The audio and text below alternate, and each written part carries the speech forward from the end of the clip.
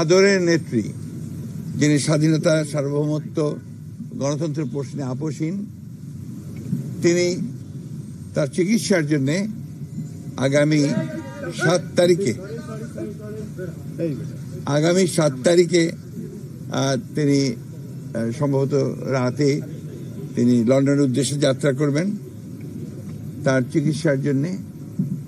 সেই কারণে আমরা জাতীয় স্থায়ী কমিটির সকল সদস্য আমরা আজকে এসেছিলাম তাকে বিদায় শুভেচ্ছা জানাতে, এবং সেই সঙ্গে আমরা তার সঙ্গে আলাপ করেছি এবং কথা বলেছি, এবং পরম করুণাময় আল্লাহ তাআলার কাছে এই দোয়া চেয়েছি আমরা যে আল্লাহ তাআলা তাকে যেন সম্পূর্ণ সুস্থ করে আবার আমাদের মাঝে, দেশের মানুষের মাঝে ফিরিয়ে নিয়ে আসেন, এবং আমাদের যে গণতন্ত্রের জন্য যে আমাদের সংগ্রাম চলছে সেই সংগ্রামে তিনি নেতৃত্ব দেন এবং সেই সংগ্রামকে সফল করেন।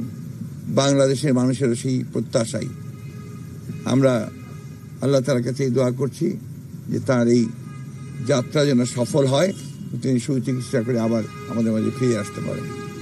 এই বিষয়ে আলোকগুলো আলাপ হয়েছে, আমাদের সেই রকম কোনো ধরনের রাজনৈতিক আলোচনা হয়নি।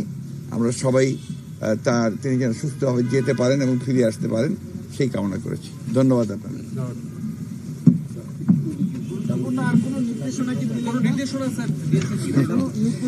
নির্দেশনা দিয়েছেন যে একসাথে কাজ করো, জনগণের পক্ষে কাজ করো, গণতন্ত্রের পক্ষে কাজ করো।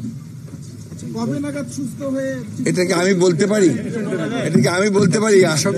কি বলবো বলেন, চিকিৎসকরা বলবে। আমরা আশা করি যে খুব শীঘ্রই তিনি চিকিৎসা শেষে ফিরে আসবেন।